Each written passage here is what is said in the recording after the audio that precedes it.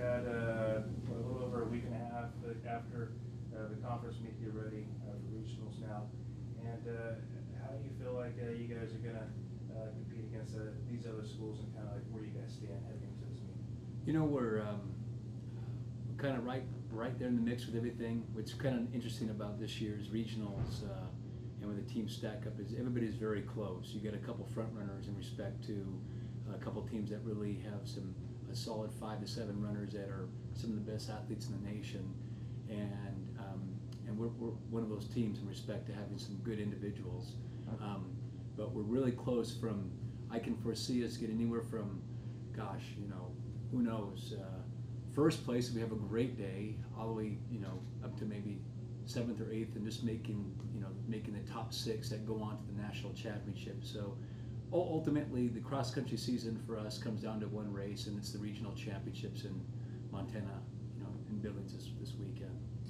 On the women's side, you got to like your chances, just what they've done this season. I know you've kind of held some guys out of different races just to kind of make sure that they're ready to go for this West region race. How do you feel like you got to like their chances, you know, trying to get that national, to go national? Yeah, I like our chances. We're ranked 7th right now in the country, or I should say in the region, and the top 6 go, but it kind of takes a little pressure off them. And what's nice about it all, it's everybody's come back from their injuries nicely. They've, as far as I know, nobody's really getting true sickness or any illnesses, and we got them tapered down, so we're ready to run fast. And they got the factor that I really like is that the teams just have good camaraderie. They've been working together all year, and you can really see it in the workouts. They're standing behind one another, they're pushing one another, and as a coach, it's kind of nice to sit back and let them, you know, do their thing. And I just tell them how far to go and how fast to go, and they just kind of take care of business. And so I really can appreciate that both on the men's and women's sides, and I'm just excited for them. When I think Montana in late November, you think cold weather, you think snow.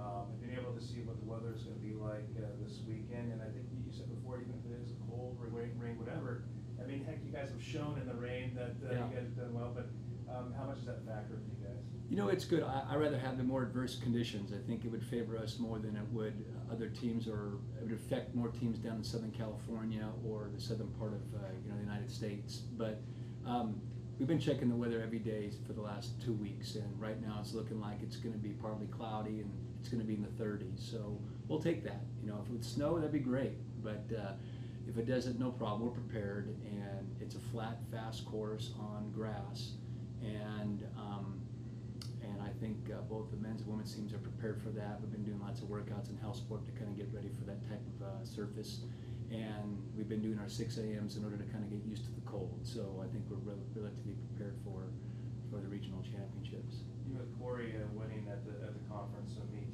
how much did that kind of get the team even more excited going into this meet? You know, hey, she finished first, and now you guys have another big meet. But how much did that kind of build for you guys for excitement level?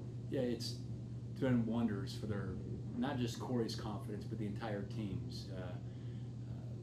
The women are right behind her, and in a good way, in respect to just following her lead. And Tatiana Gillick is another strong leader that we have as a true freshman. And pretty soon you just kind of put all the pieces of the puzzle together, and the team looks really, really well. It's I think the hardest part for me as a coach is that we're so deep this year that it was hard to choose a top 7. So what's kind of nice about running is it's pretty objective. You know, you either run faster or slower than somebody else. And my point is we just have 12 to 15 good females that are just running really quick right now. And same on the men's side. There's about a dozen of them that are running really fast too. So all in all, I'm just real happy for Corey Gilly and what she's done. But it's just, we're going to just keep building our confidence, and I feel like the team has a lot of upside for the regional championships, and we'll just kind of put the team on Corey's shoulders and see what we can do. Real quick again, who got freshman of the year, and is there any other honors for you guys this season? It was Dustin Solomon, who's a South Fork graduate. He got freshman of the year for the CC2A. So like we talked about last week when we brought Corey in, you have a lot of the top teams in the national rankings in our conference. So to get the Woman of the Year runner and to get the Freshman of the Year on the men's side, it's so hard to do. It's just so hard to do to get any kind of acknowledgement because everybody's so good. But our athletes really stepped up this season, and here's Dustin coming out of a small high school in South Fork, and he just adapted really well, academically and athletically. He's just, each race he just gets better and better and better. And he goes from me talking to him at the beginning of the year and saying, maybe Dustin, you should maybe redshirt this year because we want you to get used to things and we'll save it. And he kind of took that as a, not really an insult, but he felt that he can improve. And not that he wasn't doing bad in the beginning, but I just wasn't sure if he's going to make the team because they're strong. Well, every week or every 2 weeks he'd be racing. He went from 7th man to 5th man to 3rd man, and then at conference championships, he's our #1 man. And it's a true freshman. He just kind of found it within himself of what he has, and he's really performed really well. So on the men's side, I feel real good about everything, and we've done everything we could up to this point to keep them out of injuries and keep everyone healthy. So we'll just take that and bring it to Montana and see what we can do. All right, Coach, what's your travel itinerary for your regionals, and how does the length of travel affect your training routine? Great question. We're going to leave Thursday morning and take the vans down to Sacramento Airport, and we fly out at 4 p.m. and then we'll get up our way to Billings, Montana sometime that evening.